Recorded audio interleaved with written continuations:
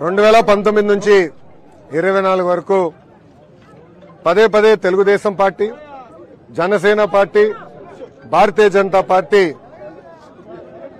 ఆనాటి ప్రభుత్వం పైన, ప్రత్యేకంగా టీటీడీ వ్యవహారాలపైన చాలా స్పష్టమైన ఆరోపణలు చేస్తాం జరిగింది. ప్రధానమైన ఆరోపణ భక్తుల్ని ఏకంగా దేవుడికి దూరం చేశారు. ఏ ప్రభుత్వం చేయని విధంగా అన్ని ఛార్జీలు విపరీతంగా పెంచారు. సామాన్యులు వెళ్లి భక్తుల దగ్గర దర్శనం చేసుకునే పరిస్థితి లేకుండా చేసింది ఆనాటి వైకాపా ప్రభుత్వం.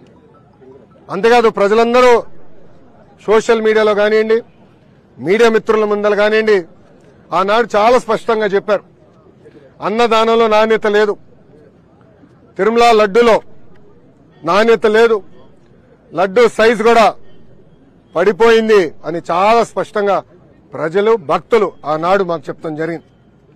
నేను పాదయాత్ర చేస్తున్నప్పుడు చంద్రగిరి నియోజకవర్గంలో ఏడుకొండల వైపు చూసి ఆనాటి ముఖ్యమంత్రి జగన్మోహన్ రెడ్డి గారు చెప్పా, ఏడుకొండల జోలికి వెళ్లొద్దు, మీరు సర్వనాశనం అవుతారని.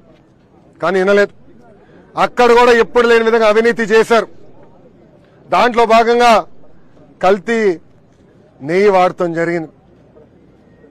తెలుగుదేశం పార్టీ అంటే ఎన్డీఏ ప్రభుత్వం ఏర్పడిన వెంటనే కొత్త ఈఓని నియమించి ఈఓ గారికి అన్ని పవర్స్ ఇచ్చి మొత్తం ప్రక్షాళన చేయండి వ్యవస్థల్ని, గతంలో జరిగిన పొరపాట్లు జరగకూడదు, నెయ్యి టెస్ట్ చేయండి, బియ్యం టెస్ట్ చేయండి, కూరగాయలన్నీ టెస్ట్ చేయండి, నాణ్యత మనం మెయింటైన్ చేయాలని చంద్రబాబు నాయుడు గారు ఆదేశాలు జారీ చేసి పంపిస్తాం జరిగింది.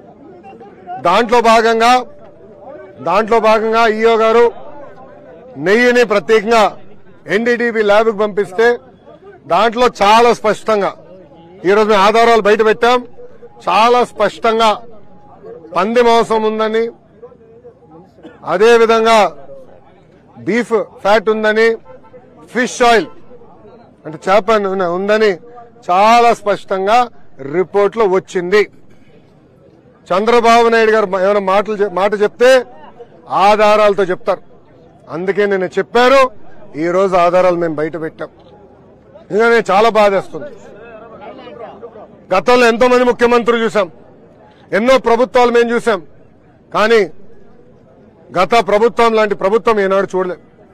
జగన్మోహన్ రెడ్డి గారు లాంటి ముఖ్యమంత్రిని ఏనాడు మనం చూడలేదు.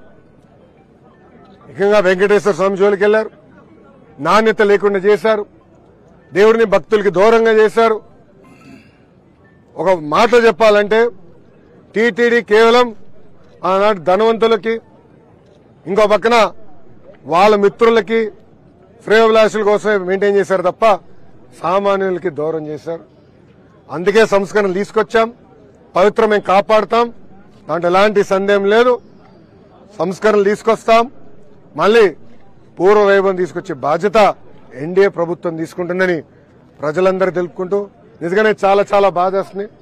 నిన్న చంద్రబాబు నాయుడు గారు చెప్పినప్పుడు అక్కడున్న శాసనసభ్యులు మేమందరం షాక్కి కూడా గురయ్యాం. అదైన తర్వాత రాత్రి మేము అందరం కూడా మాట్లాడుకుంటాం జరిగింది. ఈ రోజు ఆధారాలు బయట పెడతాం కూడా జరిగింది. మా అందరిపైన బాధ్యత ఉంది. ఆ పవిత్రతను కాపాడాలి, ప్రక్షాళన చేయాలి, నాణ్యత మెయింటైన్ చేయాలి. ఆల్రెడీ ప్రజలందరూ తెలుసు, భక్తులందరూ తెలుసు. కొత్త ఈఓ గారు వచ్చిన తర్వాత నాణ్యత చాలా పెరిగింది. మెరుగైన సదుపాయాలు భక్తులకు అందిస్తున్నాం. క్యూలో ఎవరు నిలబడితే వాళ్ళకి టైంకి మజ్జిగ, పిల్లలుంటే పాలు, ఇవన్నీ కూడా ఎన్డీఏ ప్రభుత్వం అందిస్తుంది. ముందు ఇంకా మంచి పనులు చేస్తామని ప్రజలందరూ తెలుపుకుంటూ